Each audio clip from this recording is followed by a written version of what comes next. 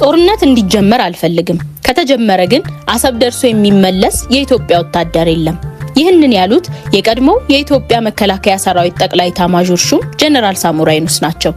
ጀነራሉ ከሰሞኑን የአፍሪካ ቀንድ የውጥረት ምንጭ ሆነው የቀይ ባህር ጉዳይ ላይ ሰጡ የተባለው አስተያየት ከሩብ ክፍለ ዘመን በፊት ባልቋጩት የቤት ስራ ውስጥ ዳግም የመሳተፍ ፍላጎት እንዳላቸው ፍንጭ የሰጠ ሆኗል።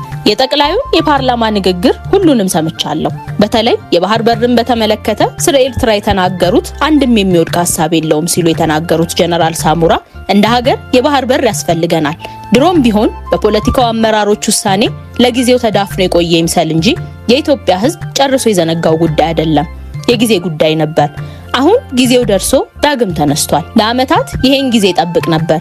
በምን መልኩ ይነሳል በሚለው ጉዳይ ላይ እርግጠኛ ባልሆንም የአሰብ ጉዳይ ግን አንድ ቀን እንደሚነሳ ምንም ጥርጥር አልነበረኝም ሲሉ ተደምጠዋል። ወደቡን በምን መንገድ መመለስ ይቻላል በሚለው ዙሪያ ከብዙ ሰዎች የተለየ ሐሳብ እንዳላቸው ያልሸሸጉት ሳሞራ የሻዕቢያ ሰዎች ሰላማዊና የድርድር መንገዶችን ይመርጣሉ ብለው እንደማያምኑ ገልጸዋል። እኔ ለ17 ዓመት በትግልና ለ27 ዓመት በመከላከያ ሰራዊት ውስጥ ከወታደር እስከ ጠቅላይ ኤታማዦር ሹም ድረስ በቆየውባቸው ጊዜያቶች ይሁን አሁንም የሻዕቢያን ሰዎች በሚገባ አቃቸዋለሁ። የሻዕቢያ ሰዎች ቁጭ ብሎ ተወያይቶ ችግሮችን መፍታት እንደ ወንጀል የሚቆጥሩ ናቸው። ሽብርን እንደ መፍትሄ ለማድረግ የሚሞክሩ፣ ጦርነትን ህጋዊ አማራጭ ለማድረግ የሚጥሩ ናቸው በማለት ተናግረዋል። ጦርነት ከተጀመረ ውጤቱ ምን እንደሆነ ይታወቃል ሲሉ በልበ ሙሉነት የሚናገሩት የቀድሞ የኤታማዦር ሹም ጀነራል ሳሞራ ሻዕቢያ አሁንም ያላወቀው አንድ ነገር አለ።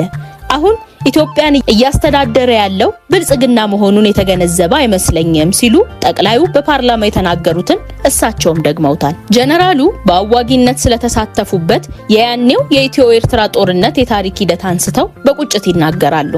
ያኔ የተፈጸመው ስህተት ዘላለም የሚያስቆጭ ስህተት ነው። በወቅቱ ግንቦት 4 1990 ዓመተ ምህረት የኤርትራ ወታደሮች በሁለት ኮር በ6 ክፍለ ጦርና በአንድ ሜካናይዝድ የተደራጁ በመድፎችና ታንኮች ታጅበው ባድመንና አካባቢውን በወረሩ ጊዜ ለወረራው በአጸፋ ምላሽ ይሰጥ የሚል ውሳኔ ለማሳለፍ የኢህአዴግ ስራ አስፈጻሚም ሆነ የህዝብ ተወካዮች ምክር ቤት ጊዜ አልፈጀባቸውም ነበር። የኤርትራ መንግስት በበኩሉ በግዛቴ ውስጥ ነው ያለሁት፣ የወረርኩት መሬት የለም በማለት መሳለቁ ትዝ ይለኛል። ታዲያ ያኔ ኢትዮጵያ በቂ መከላከያ ስላልነበራት ከተለያዩ ህብረተሰብ የተውጣጡ ወጣቶችና የተባረሩ የደርግ ወታደሮች ተመልሰው በፍጥነት እንዲሰለጥኑ ተደርጎ ሲያበቃ የሻዕቢያን ወታደሮች የያዙትን ቦታ አስለቅቆ እያጠቃ ቡሬ ግንባር ደርሶ አሰብን ለመያዝ ሲሰማራ እነመለስ አስቆሙት። ውሳኔው የመለስ ብቻ አልነበረም። እነ ስዩም መስፍንም እነ ስብሃት ነጋም ጦሩ ገፍቶ አሰብን እንዲይዝ አልፈለጉም ነበር። እናም ተመለሱ ተባለ። የትግራይ ወጣቶችን ጨምሮ ከመላው ኢትዮጵያ የተውጣጡ የሀገር ልጆች ለጦርነት እየተማገዱ እያለ ስብሃት ነጋ ከኤርትራ ጀነራሎች ጋር ይገናኝ ነበር። እኛ እናቅም ነበር። በኋላ ነገሩን ስንሰማ በጣም አዘንን። ለትርጉም አልባ ጦርነት በርካታ የኢትዮጵያ ወታደራዊ መኮንኖችና የትግራይ ወጣቶች ያለቁበት ጦርነት ነበር በማለት ታሪካዊ አጋጣሚው በቁጭት አስታውሰዋል። አሁን ያለው መንግስት ያኔውን ስህተት ይደግማል ብዬ አልጠብቅም። በአጠቃላይ ጦርነት እንዲጀመር ይፈልጋል ብዬ አላስብም። የኔም ፍላጎት ጦርነቱ እንዳይጀመር ነው። ሁሉም ነገር በሰላምና በድርድር እንዲያልቅ ፈልጋለሁ። ነገር ግን ጦርነት ከተጀመረ አሰብን ብቻ ይዞ የሚመለስ ሰራዊት ይኖራል ብዬ አላስብም። ምክንያቱም የሻዕቢያን መንግስት የሚቃወሙ ፓርቲዎች ሙሉ ኤርትራን ከሻዕቢያ አስተዳደር መዋቅር እንዲነሳ ይፈልጋሉ። ይህን ኢሳያስም ሆነ የሻዕቢያ ሰዎች የተረዱ አልመሰለኝም በማለት ተናግሯል። በመቀጠል ሻዕቢያ አሁን የኢትዮጵያ መንግስት የመዋጋት አቅም የለውም፣ ከሆነም ጊዜው አልፏል። አሁን ማድረግ ያለበት ብልጽግናን የሚቃወሙ ኃይሎችን አደራጅቶ በትጥቅና በሎጂስቲክ በማገዝ መዋጋት ነው። ይህ ደግሞ አሁን የጀመሩት አይደለም፣ ቀድሞውኑ የነበረ የሻዕቢያ ዋነኛ ስትራቴጂ ነው። ጽምዶ ተብሎ ከህወሓት ጋር የጀመሩት ነገር አለ። ይህ አዲስ አይደለም፣ ድሮም የነበረ ነው። አዲስ ከሆነም በግልጽ ማድረግ መጀመራቸው ነው። እኛ ከ1990 እስከ 1992 ከሻዕቢያ ሰራዊት ጋር ጦርነት እያደረግን እኮ እነ ስብሃት ከሻዕቢያ ጀነራሎች ጋር ይገናኙ ነበር።